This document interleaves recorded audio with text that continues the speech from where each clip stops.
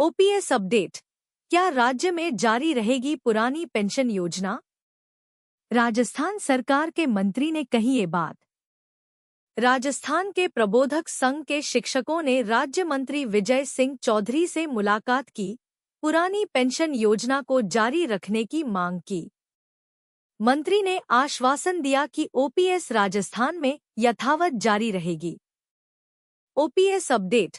राजस्थान के प्रबोधक संघ के शिक्षकों ने 9 सितंबर को राजस्व राज्य मंत्री विजय सिंह चौधरी को ज्ञापन सौंपा, जिसमें उन्होंने मांग की कि राज्य में पुरानी पेंशन योजना ओपीएस को बनाए रखा जाए। यह मांग उस समय और भी महत्वपूर्ण हो जाती है जब केंद्र सरकार द्वारा नई यूनिफाइड पेंशन योजना यूपीएस को लागू किया जा रहा है, जिसे अधिकांश राज्य कर्मचारी अस्वीकार कर रहे हैं। राज्य मंत्री ने शिक्षकों को आश्वस्त किया कि राजस्थान में ओपीएस को जारी रखा जाएगा और उन्होंने इस मुद्दे पर शिक्षा मंत्री और मुख्यमंत्री से भी बात करने का वादा किया। इसके अलावा राजस्व मंत्री ने शिक्षकों की अन्य मांगों के बारे में प्रारंभिक शिक्षा निदेशक सीताराम जाट से चर्चा की, जिन्होंने नावा के शिक्षक शिष्टमंडल को बीकानेर में आगे की चर्चा के लिए आमंत्रित किया। पदाधिकारियों ने किया समर्थन व्यक्त। अखिल राजस्थान प्रबोधक संघ नावा के विभिन्न पदाधिकारियों ने इस मुद्दे पर अपना समर्थन व्यक्त किया।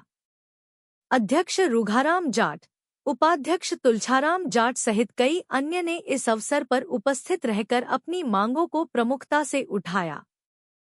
ओपीएस से वित्तीय सुरक्षा की गारंटी। इस घटना का महत्व इसलिए भी बढ़ जाता है क्योंकि सरकारी कर्मचारियों का एक बड़ा हिस्सा लंबे समय से पुरानी पेंशन योजना को बहाल करने की मांग कर रहा है। यह मुद्दा न केवल राजस्थान में बल्कि पूरे देश में विभिन्न राज्यों के कर्मचारियों के बीच उठता रहा है। ओपीएस की वापसी से उन्हें वित्तीय सुरक्षा की गारंटी मिल सकती है, जिससे उनकी सेवानिवृत्ति के बाद की जिंदगी अधिक सुरक्षित और समृद्ध बन सकती है। राजस्थान सरकार का यह कदम अन्य राज्यों के लिए भी एक मिसाल बन सकता है, जिससे उन्हें अपने कर्मचारियों के हितों को प्राथमिकता देने की प्रेरणा मिल सकती है। अंततः शिक्षकों और अन्य कर्मचारियों की यह लड़ाई न केवल उनके लिए बल्कि पूरे सामाजिक व्यवस्था के लिए एक बेहतर भविष्य की आशा जगाती है। The news. 1 तारीख को खाते में जमा होगी द अर्य की पूरी राशि, वित्त मंत्री ने किया ऐलान, ऐसे करे चेक।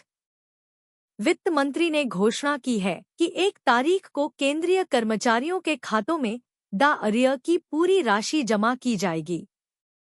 बैंक खाते की जानकारी सुनिश्चित करके ऑनलाइन इसकी जांच की जा सकती है। The news. केंद्र सरकार ने हाल ही में एक बड़ी आर्थिक राहत की घोषणा की है, जिससे लाखों कर्मचारियों और पेंशन भोगियों को लाभ पहुंचेगा। वित्त मंत्री निर्मला सीतारमण ने घोषणा की है कि 18 महीने का बकाया महंगाई भत्ता द एरियर के रूप में सीधे कर्मचारियों के बैंक खातों में जमा किया जाएगा। इस भत्ते का उद्देश्य महंगाई के प्रभाव को कम करना है और यह अक्सर हर 6 महीने में समीक्षा के बाद बढ़ाया जाता है। कोरोना महामारी के दौरान जनवरी 2020 से जून 2021 तक द और डीआर महंगाई राहत में कोई वृद्धि नहीं की गई थी, जिससे कर्मचारियों की आर्थिक स्थिति पर प्रभाव पड़ा। अब सरकार ने इस अवधि का बकाया द एकमुश्त जारी करने का निर्णय लिया है। डीए एरियर से जुड़े जरूरी तथ्य। बकाया द एरियर 1 तारीख को खाते में जमा होगी। लाभार्थी करीब 50 लाख केंद्रीय कर्मचारियों और 65 लाख पेंशन भोगियों को लाभ। आर्थिक लाभ। कर्मचारियों की सैलरी में 2 से 3 लाख रुपए तक का इजाफा। कैसे होती है द अर्य की गणना? द अर्य की गणना के लिए प्रत्येक अवधि की द दरों का मूल्यांकन किया जाता है। अगर किसी कर्मचारी का बेसिक वेतन 18,000 रुपये है, तो वे इस अवधि के लिए लगभग 1.5 लाख रुपए के आसपास की राशि प्राप्त कर सकते हैं। द अर्य की ऐसे करें जांच। केंद्रीय कर्मचारियों को दिए जाने वाले द अर्य की प्रक्रिया सीधे उनके बैंक खातों में निष्पादित की जाती है। इसकी सही और सटीक प्राप्ति सुनिश्चित करने के लिए कर्मचारियों को कुछ महत्वपूर्ण कदम उठाने चाहिए।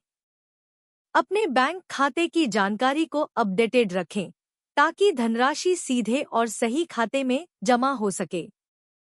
सुनिश्चित करें कि आपके बैंक खाते से पैन और आधार कार्ड जुड़े हुए हैं ताकि किसी भी तरह की कानूनी जांच में सुविधा हो।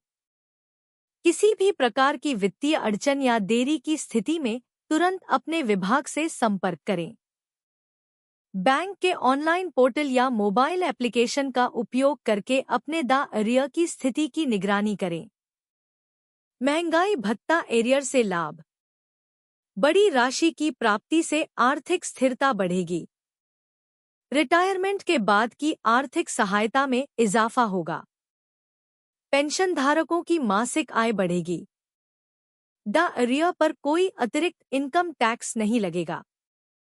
सरकार ने शुरू में द एरियर देने से इनकार किया था, लेकिन कर्मचारी संगठनों के दबाव और उनके त्याग के सम्मान में इस निर्णय पर पुनर्विचार किया गया।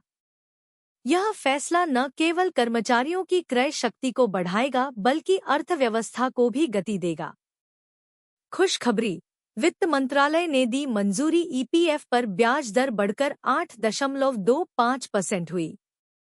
केंद्रीय वित्त मंत्रालय ने गुरुवार को कर्मचारी भविष्य निधि संगठन के अंशधारकों के कोष पर मिलने वाले ब्याज में बढ़ोतरी की मंजूरी दे दी।